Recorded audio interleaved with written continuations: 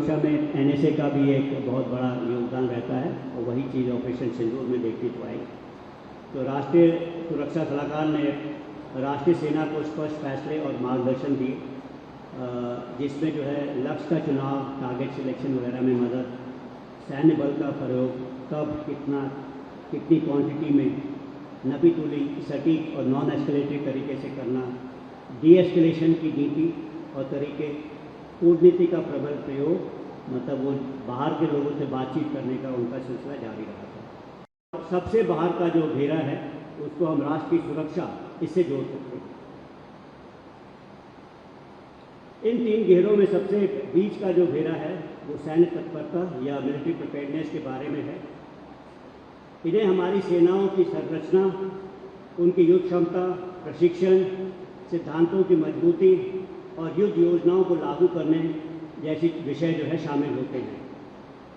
सैन्य तैयारी का आंकलन इस आधार पर होता है कि हम तत्काल खतरों और भविष्य में आने वाली चुनौतियों का किस तरह से सामना कर सकते हैं। इसकी जो इम्पोर्टेंस है, एक प्रकार से सैन्य तत्परता की जो इम्पोर्टेंस है वो अर्थशास्त्र में एक छोटे से कथन में कही गई है, संस्कृत में है, मैं पढ़ करके बोलना चाहता हूँ। राज्यो कृते सेना दुर्ग राजधानी च वस्तुविकम बलम। इसका मतलब है किसी भी राष्ट्र की सुरक्षा के लिए एक मजबूत सेना और किलाबंद राजधानी होना अनिवार्य है। तो ये इम्पोर्टेंस दिखाता है मिलिट्री प्रिपेयर्डनेस की। इसके बाद का जो सर्कल है वो है राष्ट्रीय सुरक्षा से डील करता है। ये केवल युद्ध की तैयारी के लिए सीमित नहीं है, बल्कि इससे कहीं बड़ा है। इसमें रक्षा उत्पादन, डिफेंस रिसर्च एंड डेवलपमेंट, अनुसंधान और विकास, महत्वपूर्ण तकनीकों का एक्विजिशन, रक्षा निर्यात, सैन्य इंफ्रास्ट्रक्चर का विकास और स्ट्रैटेजिक कल्चर, रणनीतिक संस्कृति का प्रोत्साहन जैसी चीज़ें शामिल हैं। इसके लिए जो है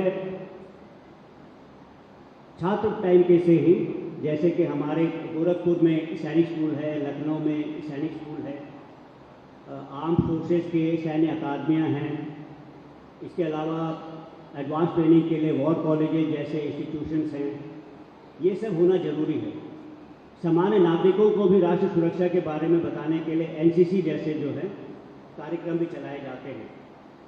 इसके अलावा थिंक टैंक्स होते हैं जो हमारे स्ट्रैटेजिक थिंकिंग के विचारों को बढ़ाते हैं, और इसके अलावा हो सकता है कि भविष्य में हमारे को एक नेशनल डिफेंस यूनिवर्सिटी जो कि नहीं है वो भी जरूरी होती है।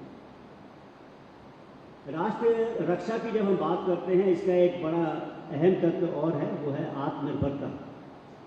जब हम आत्मनिर्भरता की बात करते हैं तो लोग इसे सिर्फ डिफेंस मैन्युफैक्चरिंग या रक्षा सामग्री से ही जोड़ते हैं। मेरे ख्याल से नहीं, इसे रक्षा अनुसंधान से भी जोड़ना चाहिए, आत्मनिर्भरता उसमें भी होना चाहिए, और मिलिट्री थिंकिंग या टैक्टिक्स के ऊपर भी होना चाहिए।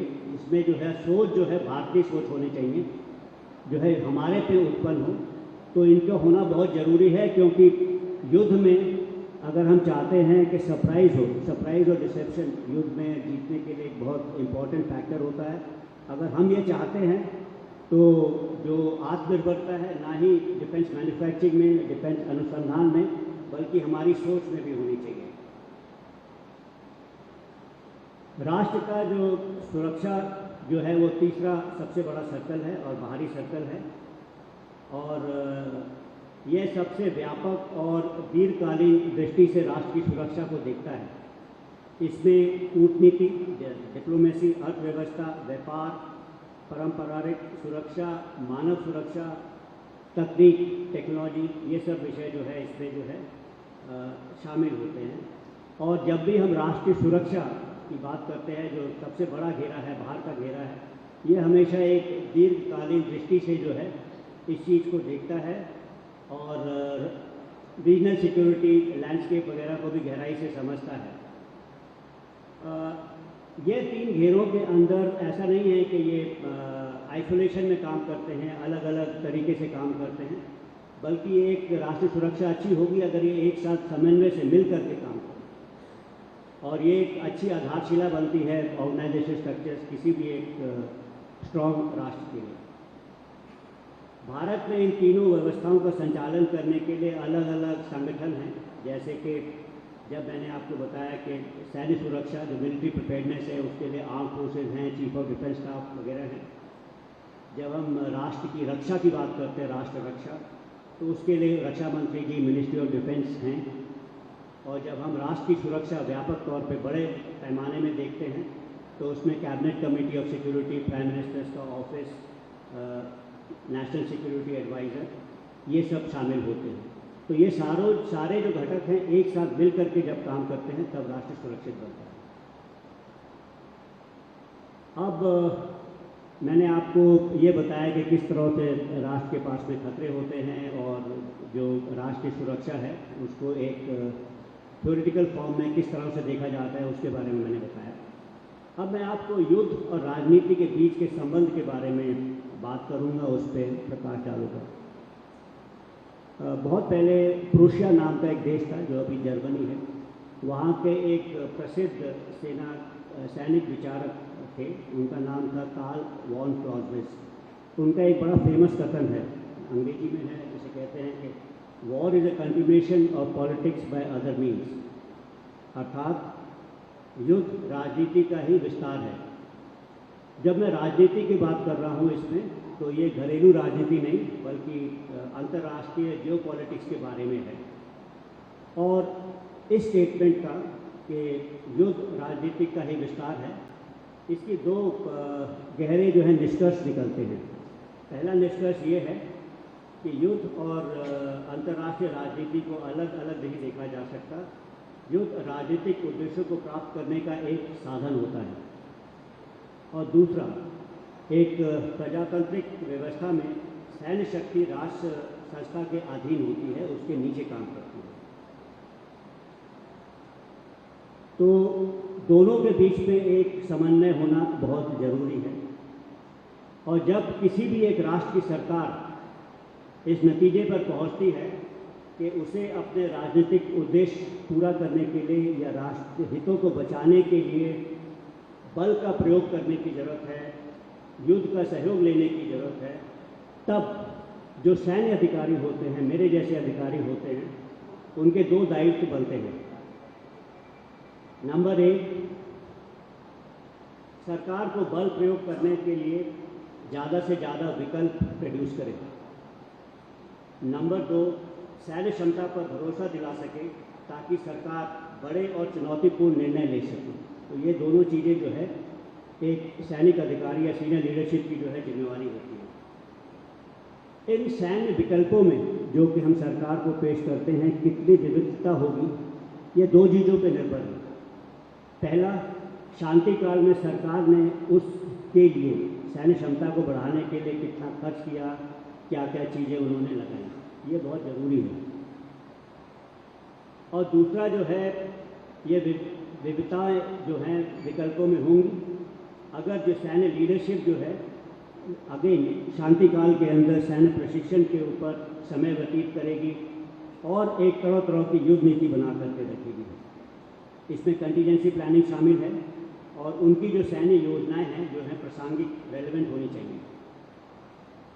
अगर हम देखें, इसका उदाहरण मैं दूंगा, गलवान आप लोग को पता है और बालाकोट। इसके बाद में सरकार ने जो है तीनों सेनाओं को इमरजेंसी प्रोक्योरमेंट की मंजूरी दी थी और इससे जो है तीनों सेनाओं ने अपनी सैन्य शक्ति मजबूत करने के लिए की मदद मिली।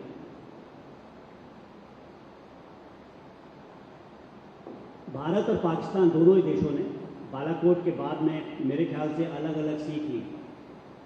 बालाकोट के ऑपरेशंस के बाद में भारत ने लॉन्ग रेंज प्रिसिशन स्ट्राइक्स, लंबी दूरी पर सटीक मार करने वाले हथियार और पोस्ट स्ट्राइक डैमेज असेसमेंट, इन सब चीज़ों के ऊपर ध्यान दिया। और मेरा ख्याल है कि पाकिस्तान ने जो है एयर डिफेंस के ऊपर ध्यान दिया होगा। विविधता की बात करें तो हर एक बार एक ही अगर हम स्ट्रैटेजी इस्तेमाल करें तो उसमें कभी सरप्राइज या डिसेप्शन नहीं होगा। आपको पता है 16 के अंदर 2016 के अंदर जब उड़ी के टेरर अटैक हुए थे और सर्जिकल स्ट्राइक हुई थी, तो हम लोग ने ज़मीनी सहारा लिया था। ज़मीन के रास्ते से पाकिस्तान की सीमा में गए थे और उनके टेररिस्ट कैंप्स को हमने जो है न बर्बाद किया था। उसके बाद पुलवामा का अटैक हुआ था, तो हम लोग ने जो है बालाकोट के अंदर जो स्ट्राइक की थी, खैबर पख्तूनवा में जो कश्मीर से लगा हुआ है, उसमें हवाई सहारा लिया था, हवाई जहाज की मदद ली थी। जब पहलगाम हुआ तो हमारे पास में जो विकल्प था, जो हमारे पास था, जिसके अंदर सरप्राइज़ हो सकती थी, और ये जो था, क्योंकि हमने बालाकोट के बाद अपनी क्षमताएं बढ़ाई थी, लॉयड टर्मिनेशन की, प्रिसीशन स्ट्राइक्स हथियारों की, तो हम लोग चाहते थे कि लोअर एयर स्पेस में लॉयड टर्मिनेशन और ड्रोन से जो है उनका इस्तेमाल करें। इससे जो है सरप्राइज़ भी रहेगा, क्योंकि एक नई योजना रहेगी और इससे जो है तनाव बढ़ने के खतरे को भी कंट्रोल किया जा सकता है। लेकिन कुछ एक जब हमारी बातचीत हुई पॉलिटिकल लीडरशिप के साथ, तो ऐसा लगा कि ड्रोन और लॉयड टर्मिनेशन से ही पूरी तरह राजनीतिक लक्ष्य पाना संभव नहीं था। भावलपुर और बुरुज जैसे आतंकवादी ठिकाने, स्पेशली भावलपुर जो कि काफ़ी फासले पे था, उसको निशाना बनाने के लिए जो एयर पावर का इस्तेमाल करना ज़रूरी हो गया था। तो इसलिए जो है हमें अपनी योजना में थोड़ी बहुत तब्दीली करनी पड़ी।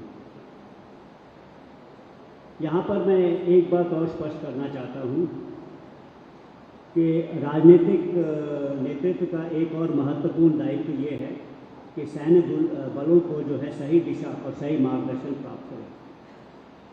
ऑपरेशन सिंदूर के दौरान हमारी राजनीतिक नेतृत्व ने सेना को स्पष्ट शब्दों में राजनीतिक दिशा प्रदान की थी। सबसे पहले ये था कि आतंकवादी ठिकाने और पर ही निशाना लगाया जाएगा। सिविलियन कैजुअलिटीज़ जहाँ तक संभव हो नहीं होनी चाहिए। पाकिस्तान के जो मिलिट्री इस्टेब्लिशमेंट्स को नहीं टारगेट किया जाए। अगर इन सर्जिकल स्ट्राइक्स के दौरान हमारी सेना पे पाकिस्तान की सेना का आक्रमण होता है, तो जवाबी कार्रवाई करने के लिए पूर्ण तरह जो छूट दी गई थी, यह छूट इसी के लिए नहीं थी, यह छूट जो है operation planning, target selection, timing वगैरह के लिए भी दी गई थी। इसके बारे में मैं बाद में थोड़ा विस्तार से बताऊँगा। तो ऑपरेशन सिंदूर का उद्देश्य आतंकवादी हमलों के खिलाफ सिर्फ एक बदला लेना नहीं था। मेरे ख्याल से इसका उद्देश्य हमारे धैर्य की एक नई रेड लाइन को अंकित करना था। मैंने आपको बताया था राष्ट्रीय सुरक्षा में एनएसए का भी एक बहुत बड़ा योगदान रहता है, और वही चीज़ ऑपरेशन सिंदूर में देखती तो आई। तो राष्ट्रीय सुरक्षा सलाहकार ने राष्ट्रीय सेना को स्पष्ट फैसले और मार्गदर्शन दिए, जिसमें जो है लक्ष्य का चुनाव, टारगेट सिलेक्शन वगैरह में मदद, सैन्य बल का प्रयोग कब, कितनी क्वांटिटी में, नपी तुली, सटीक और नॉन एस्केलेटरी तरीके से करना, डी एस्केलेशन की नीति और तरीके, कूटनीति का प्रबल प्रयोग, मतलब वो बाहर के लोगों से बातचीत करने का उनका सिलसिला जारी रहा था। इसके बाद में आ जाता है तीनों सेना प्रमुख या हेडक्वार्टर आईडीएस या मेरा रोल।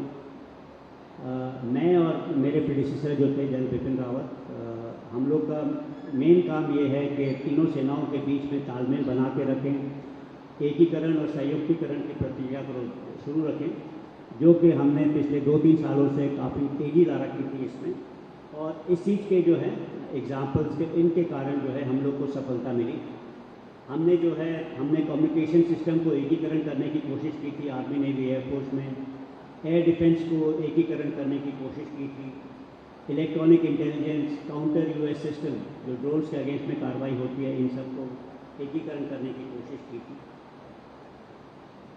यह जो कुछ एक दिनों का जो युद्ध था, यह एक बहुआयामी मल्टी डोमेन लड़ाई थी, जिसके अंदर साइबर स्पेस और इलेक्ट्रॉनिक वॉरफेयर के ऊपर भी जो है विशेष ध्यान दिया गया।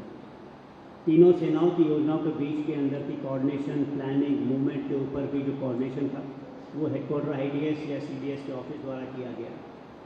और आखिरी में जो है एस्केलेशन कंट्रोल, ताकि लड़ाई जो है किसी एक दिशा में बहुत तेज़ी से ना बढ़ जाए, उसके ऊपर भी ध्यान रखने की ज़रूरत थी। तीनों सेनाओं का जो इसमें काम था, तीनों सेनाओं के जो मुख्यालय थे, उसमें रिहर्सल्स बहुत ज़रूरी थी। तीनों सेनाओं का युद्ध क्षेत्र में तैनात होना बहुत महत्वपूर्ण ज़रूरी था। यह रिहर्सल इसलिए ज़रूरी थी क्योंकि हम एक नई क्षमता का पहली बार प्रयोग कर रहे थे। दूसरा, उनका ट्रूप्स का ईयरमार्किंग, सैन्य बलों का चुनाव, कौन करेगा ऑपरेशन, सही आदमियों को का चुनाव, सही यूनिटों का चुनाव, वो ज़रूरी था। मोबिलाइजेशन, बॉर्डर के एरिया पे तैनाती, अगर हम ये मोबिलाइजेशन पहले कर देते तो जो भी सरप्राइज था वो छूट जाता। तो सिलेक्टिव मोबिलाइजेशन, एयर डिफेंस वगैरह का ये चीज़ हमने करी। कंटीजेंसी प्लानिंग शामिल है। तो ऑपरेशन सिंदूर के बारे में मैंने बाद में भी थोड़ा बात करूँगा, लेकिन जो आज हमारा जो विषय है कि राष्ट्र के समक्ष किस प्रकार की चुनौतियां हम देख रहे हैं, उसके बारे में मैं बात करना चाहता हूँ। राष्ट्र के संदर्भ की चुनौतियां जो हैं वो क्षणिक नहीं होती हैं, वह निरंतर बदलते स्वरूप में आती हैं। इसलिए मैं उनमें से कुछ ठोस चुनौतियों के बारे में आपसे बात करना चाहता हूँ, जिसका सामना भारत आज कर रहा है और मेरे विचार में भविष्य में भी करता रहेगा। और इसमें सबसे पहली चुनौती जो है वो सीमा विवाद के बारे में है, जिसके कारण जो है भारत में जब से हम आज़ादी मिली है तब से लेकर के काफ़ी सारी जो हैं लड़ाइयाँ, 47 की, 62 की, 65 की, ये लड़ाइयाँ जो हैं इसी का परिणाम है। और इसमें भी मैं ये चीन के साथ जो हमारा सीमा विवाद है उसको मैं मुख्य मानता हूँ। और ये जो असुलझा सीमा विवाद चीन के साथ है, उसे मैं सबसे बड़ी चुनौती मानता हूँ। इसके बाद दूसरी बड़ी चुनौती रहेगी पाकिस्तान द्वारा चलाया जा रहा ये प्रॉक्सी युद्ध। पाकिस्तान की रणनीति हमेशा जो है ये रही है, जिसे अंग्रेजी में कहते हैं ब्लीड इंडिया थ्रू 1000 कट्स, मतलब आस्ते आस्ते हल्का हल्का चोट लगा करके रखना, और खून का प्रवाह जो है हिंदुस्तान से हमेशा भारतवर्ष से लगातार बहते रहे। ये उनकी कल्पना रही है या उनकी रणनीति रही है। ये एक नेक्स्ट खतरा रहेगी। क्षेत्रीय अस्थिरता, भारत के सभी पड़ोसी देश हमें अपने आसपास अगर देखें तो आर्थिक, राजनीतिक और सामाजिक अस्थिरता से गुजर रहे हैं। यह जो है जब रहता है तो बाहर की शक्तियाँ इसमें प्रभाव बढ़ाने की कोशिश करती हैं। यह तीसरी बड़ी चैलेंज रहेगी हमारे लिए। चौथी बड़ी चैलेंज है किस तरह की लड़ाई लड़ी जाएगी उसके बारे में। आप सबको पता है कि युद्ध का स्वरूप बदल रहा है। भविष्य में युद्ध जो है थल, जल और वायु में ही सीमित नहीं रहेगा। ये अंतरिक्ष, साइबर, मैग्नेटिक डोमेन, ये इलेक्ट्रोमैग्नेटिक स्पेक्ट्रम में फैल चुका है। और इस पर किस तरह से तालमेल करके हमें भविष्य में युद्ध का संचालन करना है, वो चौथी बड़ी चैलेंज रहेगी।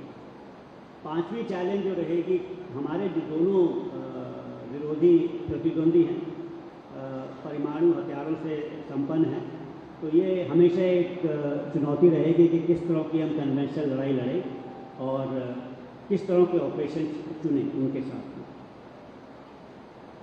पांचवी बड़ी या छठी बड़ी चैलेंज जो है वो मेरे हिसाब से तकनीकी चुनौतियों के बारे में है, टेक्नोलॉजी के बारे में, और इसका सीधा प्रभाव भविष्य की जो युद्ध प्रणाली है उसके ऊपर पड़ता है। तो इसके ऊपर मैं अलग से थोड़ा समय व्यतीत करना चाहता हूँ।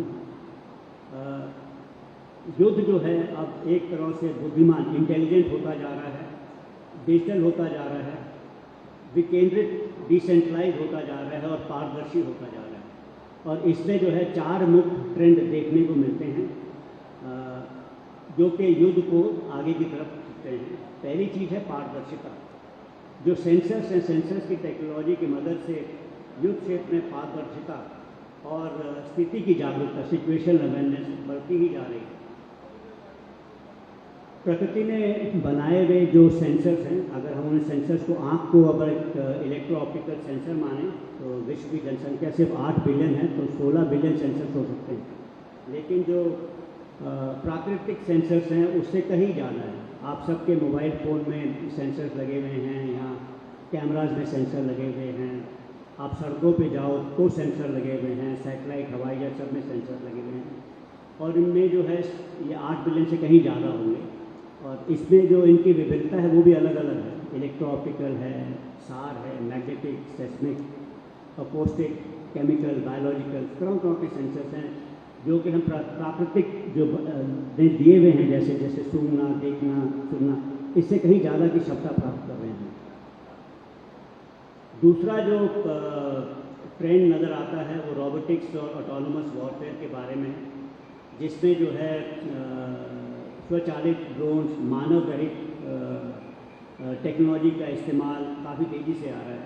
मैन अनमैन सिस्टम, इनके बीच में भविष्य का युद्ध, अभी तक जो है हिस्ट्री में देखो तो युद्ध जो है दो मानव के बीच में हो सकता है। भविष्य में जो है मानव के साथ एक ऐसी टेक्नोलॉजी हो कि जो कि अनमैन्ड हो, वो दोनों तीनों मिलकर के युद्ध करेंगे, ना कि 4-5 लोग एक साथ में। उसके अलावा जो है स्टेल्थ टेक्नोलॉजी और मोबिलिटी, हाइपरसोनिक गटल के कारण ये बढ़ती जा रही है, जिसमें जो है किसी भी चीज़ को किसी भी दूरी तक टारगेट कर सकते हैं। एयर डिफेंस जो है बहुत ज़रूरी हो जाता है, और इसीलिए जो है जो प्रधानमंत्री जी ने, हमारे माननीय प्रधानमंत्री जी ने 15 अगस्त के अभिभाषण में अपना सुदर्शन चक्र के बारे में बात की थी। मैं आखिर में इसके बारे में बात करूँगा। और जो मैंने शुरू में आपको बताया था, एक और ट्रेंड है कि बुद्धिमत्ता, दैट इज़ इंटेलिजेंट वॉरफेयर, और ये डेटा सेंट्रिक वॉरफेयर की तरफ हम बढ़ रहे हैं, जिसमें किसी भी डिसीजन को लेने के लिए ये डिसीजन का एक साइकिल होता है। किसी चीज़ को हम ऑब्जर्व करते हैं, उसके बारे में डिसीजन लेते हैं और एक्शन लेते हैं। इस साइकिल को जो है इतनी सारी गतिविधियां एक साथ हो रही हैं लड़ाई में कि एक ही आदमी के लिए, मानव के लिए इसके ऊपर कंट्रोल करना पाना संभव नहीं है। तो ये ऑटोमेट होते जाएंगे जैसे जैसे समय बीतता जाएगा। तो ये सब चीज़ के बारे में जो है CDS के ऑफिस या हेडक्वार्टर IDS या सीनियर आर्म फोर्सेस के ऑफिसर्स हैं, इसके बारे में हम काफ़ी समय से काम कर रहे थे। आपने अखबार में पढ़ा होगा कि हमने फ्यूचर वॉरफेयर फोर्स, भविष्य में किस तरह के युद्ध लड़े जाएंगे उसके बारे में कोर्स शुरू किए हैं। एक फ्यूचर ऑपरेशन एनालिसिस ग्रुप, इसका गठन करने जा रहे हैं। इसके अलावा हाल ही में हमने मऊ में रण संवाद, इसके बारे में 2-3 दिन की गोष्ठी की थी। तो ये सब की सोच जो थी हमारे में थी, इसीलिए जो है ऑपरेशन सिंदूर के अंदर हम लोग को थोड़ी सफलता मिली, बहुत सफलता मिली। जैसे ऑपरेशन सिंदूर अपने आप में एक अलग ही तरह का युद्ध था। इसके पहले जितने भी हमने युद्ध लड़े, जैसे मैंने आपको बताया 47 से लेकर के 71 या 1999 तक, वो अलग तरह के युद्ध थे। यह पहला युद्ध था जिसमें जो है नॉन कॉन्टैक्ट युद्ध था, जिसमें हमने दुश्मन का आमने सामने की लड़ाई बहुत कम की।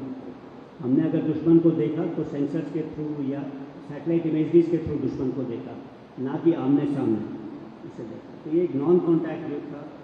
इसमें जो भी काइनेटिक ऑपरेशंस करे जा रहे थे, जो कि हवा में या वायु में या ज़मीन के ऊपर या समुद्र में, ये काइनेटिक ऑपरेशंस के साथ में non kinetic operations, non kinetic से मेरा मतलब है साइबर, इलेक्ट्रॉनिक वॉरफेयर, ये उसके प्रभाव को या तो बढ़ा रहे थे या घटा रहे थे। इसके अलावा यह एक नॉन लीनियर ऑपरेशन था, मतलब हम सीक्वेंस वाइज नहीं अटैक कर रहे थे, जो शुरू की पंक्ति के अलावा पीछे के पंक्ति में।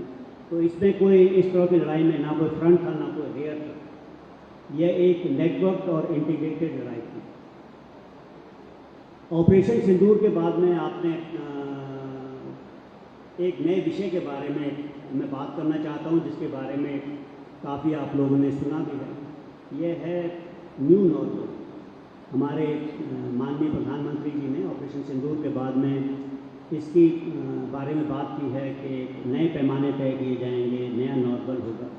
और ये उन्होंने ही नहीं, भारत के रक्षा मंत्री जी ने, उत्तर प्रदेश के माननीय चीफ मिनिस्टर जी ने भी इसके बारे में कहा है कि न्यू नॉर्मल। ये न्यू नॉर्मल क्या है, मैं इसके बारे में थोड़ा बताना चाहता हूँ। न्यू नॉर्मल एक ऐसी स्थिति होती है जो किसी संकट या क्राइसिस के बाद बनती है, और तब बनती है जब क्राइसिस ख़त्म हो जाती है। और ये इसलिए होता है ताकि भविष्य में उस तरह का संकट दोबारा ना आए। अगर आए तो उसे संभालने के लिए नए नियम बनाए जाते हैं, और कोई भी नए संकट की स्थिति जो है बल्कि अलग होती है, और धीरे धीरे जो भी हम इसमें बदलाव लाते हैं, समाज जो है इसे आस्ते आस्ते स्वीकार कर लेता है। आप लोग को याद होगा कोविड का जो संकट था, उसके बाद में न्यू नॉर्म क्या बना? न्यू नॉर्म ये बना कि सोशल डिस्टेंसिंग होगी, वर्क फ्रॉम होम, ये नॉर्मल न्यू नॉर्म था। इसके बाद नोटबंदी, जब हमने डीमोनेटाइजेशन की थी सरकार ने, इसके बाद में न्यू नॉर्म बना था डिजिटल पेमेंट्स के बारे में। डोकलम और गलवान के बाद न्यू नॉर्मल था ऑपरेशन न्यू लेपर्ड, मतलब हमारी जो वहाँ पे बॉर्डर्स के पास में डिप्लॉयमेंट थी ज़्यादा थी और काफ़ी इफेक्टिव थी, वो न्यू नॉर्मल।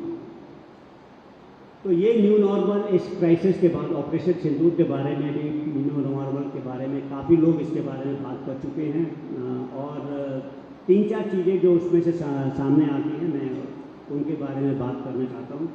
सबसे पहला है आतंकवाद और बातचीत साथ साथ नहीं चल सकती, एक। दूसरा, आतंकवाद और व्यापार साथ साथ नहीं चलेगा, दूसरा। तीसरा, पानी और खून एक साथ नहीं बहेगा, और भारत जो है न्यूक्लियर ब्लैकमेल को सहन नहीं करेगा। और इसके बीच में औरों ने भी कही हैं ये बातें, लेकिन एक्सटर्नल अफेयर्स मिनिस्टर ने पार्लियामेंट के फ्लोर में इन बातों के अलावा 2 बातें और कही थी।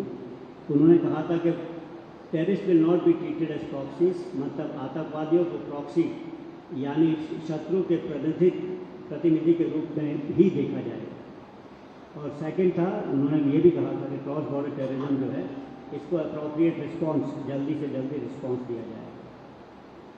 ये अगर एक नया पैमाना है, नए नॉर्मल है, तो उसके लिए तीनों सेनाओं के लिए जो है एक जो है नया काम करने का तरीका ढूंढना पड़ेगा, और उसके जो इम्प्लीकेशंस हमारे लिए हैं वो मैं आपके सामने बताना चाहता हूँ।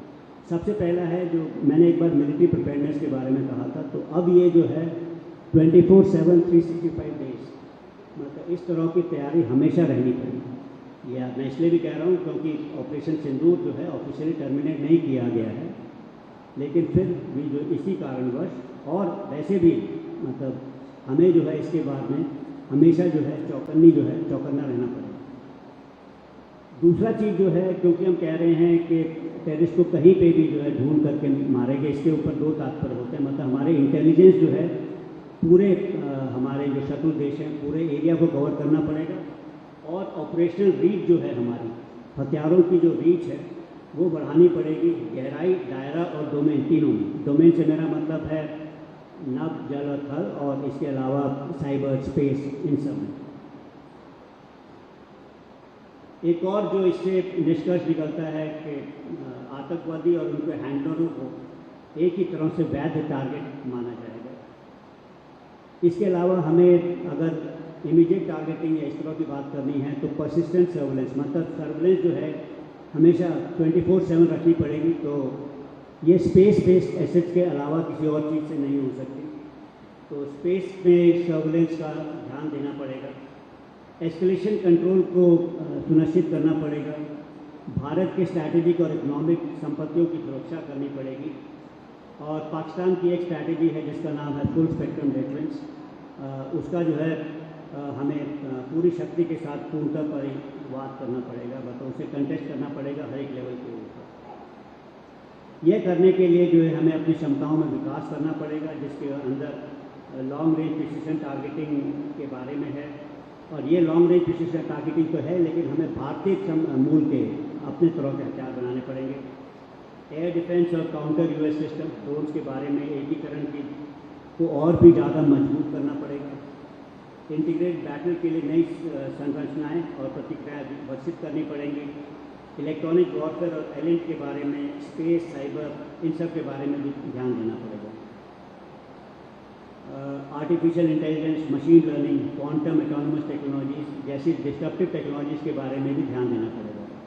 इनफैक्ट जो रण संवाद के बारे में मैं बात कर रहा था, उसमें माननीय रक्षा मंत्री जी ने एक TPCR technology perspective road map जाहिर किया गया था। आज के इकोनॉमिक टाइम्स में भी उसके बारे में व्याख्या की गई है।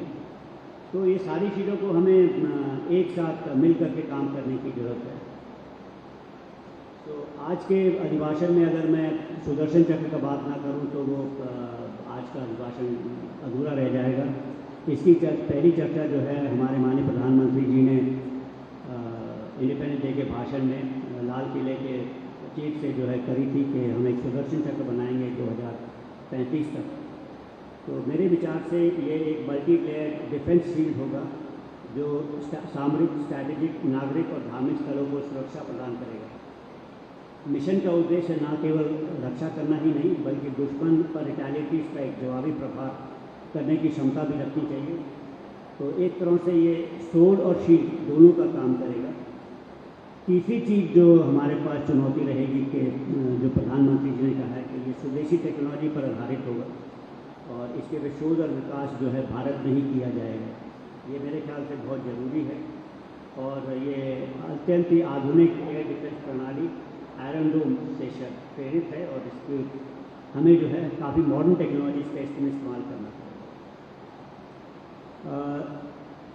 अंत में जो है मैं ये कहना चाहता हूँ कि भारत जो है 2047 तक एक विकसित भारत बनने के लक्ष्य से आगे कदम बढ़ा रहा है, चल रहा है।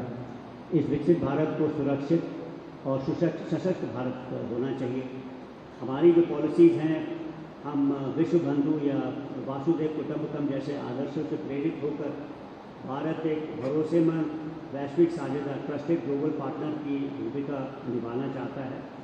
यह ज़रूरी भी है और एक प्रकार से भारत को सुरक्षा भी प्रदान करती है। यदि हम उभरती हुई चुनौतियों को सही से पहचानें, अपनी तैयारी को निरंतर बरकरार रखें और आत्मनिर्भरता की दिशा में निरंतर बढ़ते रहें, तो कोई भी शक्ति भारत के समक्ष और विकास के में जो है बाधाएं नहीं डाल सकती। ये आवश्यक है कि हम सही दिशा और सही गति से आगे बढ़ें। और आखिर में मैं इस मठ के अधिकारियों को, ऑर्गेनाइजर्स को धन्यवाद देना चाहता हूँ जिन्होंने मुझे ये मौका दिया कि मैं यहाँ पे आके आप लोग के सामने, गोरखपुर के लोगों के सामने आकर के अपने विचार प्रकट कर सकूँ राष्ट्रीय सुरक्षा के बारे में।